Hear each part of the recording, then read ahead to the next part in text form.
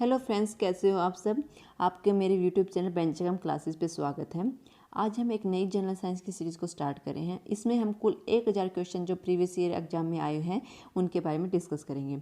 सबसे पहले हम जो टॉप 100 फिजिक्स से रिलेटेड क्वेश्चन आए हुए हैं जनरल साइंस के उसको डिस्कस करेंगे। उसके बाद हम केमिस्ट्री और बायोलॉजी के सेट को कवर करेंगे। जितने भी कम्पिटिटिव एग्जाम हैं उनके लिए ये मोस्ट इंपॉर्टेंट है।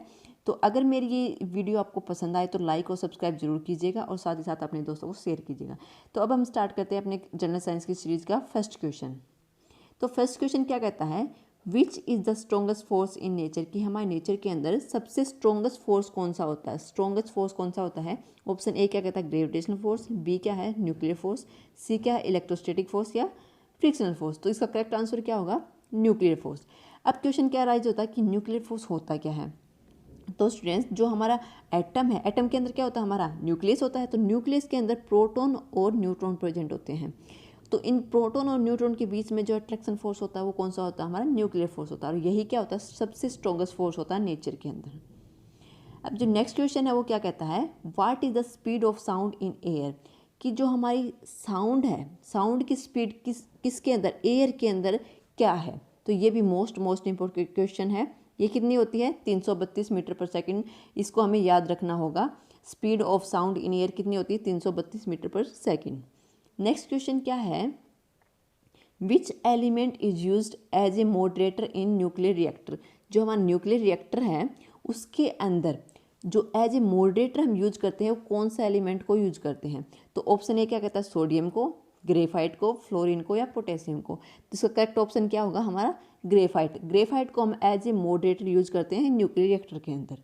अब नेक्स्ट क्वेश्चन क्या बोलता है हमारा, what is the unit of specific resistance. तो जो यूनिट से रिलेटेड क्वेश्चन होते हैं वो मोस्ट इंपॉर्टेंट होते हैं, बार बार पूछे जाते हैं एग्जाम में, चाहे वो कोई सा भी कम्पिटिटिव एग्जाम होता है उसमें पूछे जाएंगे। तो सबसे पहले हम रेजिस्टेंस के बारे में जान लेते हैं। रेजिस्टेंस को हम किससे डिनोट करते हैं, आर से। इसकी यूनिट क्या होती है, ओम। स्पेसिफिक रेजिस्टेंस, इसको एक और नाम से बोला जाता है रेजिस्टिविटी। तो इसको किससे डिनोट करते हैं, हम रो से डिनोट करते हैं। और इसकी यूनिट क्या होती है, ओम मीटर। क्या होती है, ओम मीटर। तो इसका करेक्ट ऑप्शन क्या हो गया, बी। और एम एच ओ, महो किसकी यूनिट होती है, कंडक्टेंस की। किसकी होती है, कंडक्टेंस की। तो नेक्स्ट क्वेश्चन क्या है हमारा, on which principle our washing machine works, कि जो हमारे घरों में वॉशिंग मशीन यूज होती है वो किस प्रिंसिपल पे काम करती है। तो पहला ऑप्शन क्या बोलता है, फिल्ट्रेशन पे, बी क्या बोलता है, इवापोरेशन पे, सी क्या कहता है, सब्लिमेशन पे या सेंट्रीफ्यूगेशन पे। तो इसका करेक्ट ऑप्शन क्या हो गया, डी। किस पे काम करती है, सेंट्रीफ्यूगेशन प्रोसेस से काम करती है। इसमें क्या होता है, जब ये राउंडली मूव करती है तो इससे क्या होता है, जो लाइटर पार्टिकल है वो ऊपर चले जाते हैं और हैवियर डाउन चले जाते हैं। तो ये कौन से प्रोसेस से काम करते हैं, सेंट्रीफ्यूगेशन प्रोसेस से। Which metal wire is used in electric heater. Next question क्या है हमारा, which metal wire is used in electric heater. जो हमारे घरों में इलेक्ट्रिक हीटर को यूज किया जाता है उसमें कौन से मेटल वायर का यूज होता है।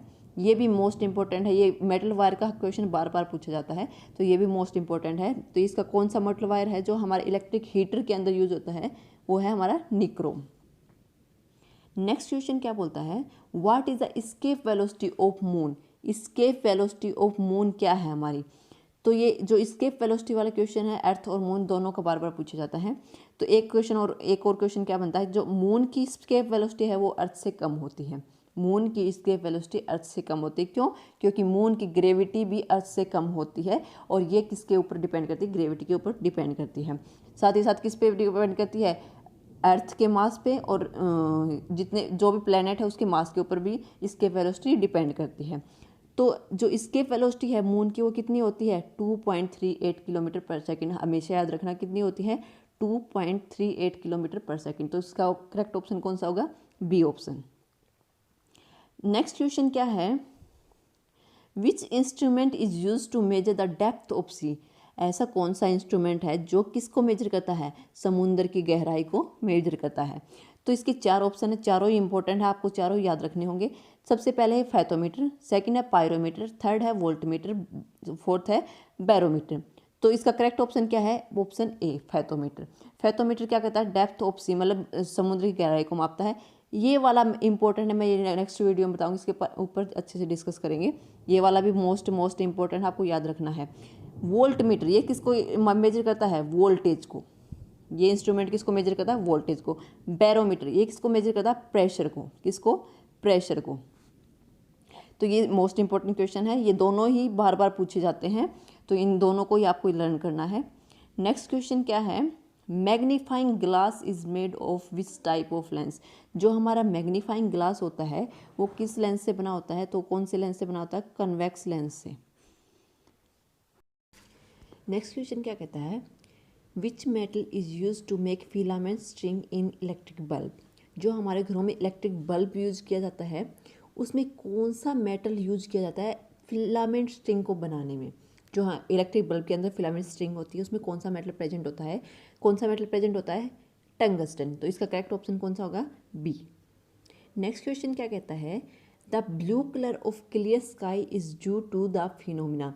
कि जो हमारा जो स्काई है उसका ब्लू कलर होता है वो किस फिनोमिना की वजह से होता है? पहला ऑप्शन क्या कहता है? टोटल इंटरनल रिफ्लेक्शन की वजह से। ऑप्शन बी क्या कहता है? रिफ्रैक्शन की वजह से, डिस्पर्सन ऑफ लाइट की वजह से, या पोलराइजेशन ऑफ लाइट की वजह से। तो जो क्लियर स्काई है उसका ब्लू कलर होता है किसकी वजह से? डिस्पर्सन ऑफ लाइट की वजह से। तो इसका करेक्ट ऑप्शन कौन सा होगा? C option. नेक्स्ट क्वेश्चन क्या कहता है? What is the unit use to measure the depth of sea. देखो यूनिट से मोस्ट इंपॉर्टेंट क्वेश्चन आते हैं, बार बार पूछे जाते हैं, और इस बार किसका पूछा है? डेप्थ ऑफ सी, मतलब समुद्र की गहराई को मापने वाली यूनिट क्या है? इसके लिए इंस्ट्रूमेंट कौन सा था? फैथोमीटर। और इसकी यूनिट क्या होगी? ए ऑप्शन क्या है हमारा? पास्कल, बी क्या है? न्यूटन, सी क्या है? एम्पियर, और डी क्या है? फैथम। तो कौन सी होगी? फैथम होगी। नेक्स्ट क्वेश्चन क्या कहता है? In visible spectrum which colour have longest wavelength. क्या है? लॉन्गेस्ट वेवलेंथ के बारे में पूछा है। जो हमारा विजिबल स्पेक्ट्रम होता है कौन सा होता है? विबग्योर। उसमें जो कलर होते हैं 7, उन 7 कलर में जो सबसे लॉन्गेस्ट वेवलेंथ वाला कलर है वो कौन सा होता है? देखो क्या होता है? क्या है हमारा? VIBGYOR, VIBGYOR। ये क्या है? वोलेट। ये क्या है? Indigo, blue, green, yellow, orange, red.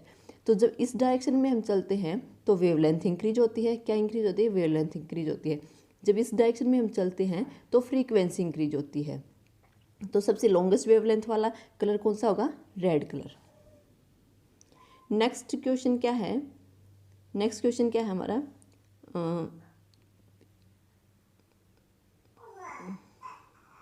Next question क्या कहता है? In visible spectrum which colour have shortest wavelength. तो शॉर्टेस्ट वेवलेंथ वाला कौन सा कलर होगा? कौन सा होगा? Violet colour. नेक्स्ट क्वेश्चन क्या कहता है? Light travels in which path. जो हमारी लाइट रेज होती है वो कौन से पाथ में ट्रेवल करती है? कर्ड पाथ में, स्ट्रेट लाइन में, जिगजैग में, या नन ऑफ दीज। तो किस में करती है हमेशा light rays travel? Straight line में ट्रेवल करती है। नेक्स्ट क्वेश्चन क्या कहता है?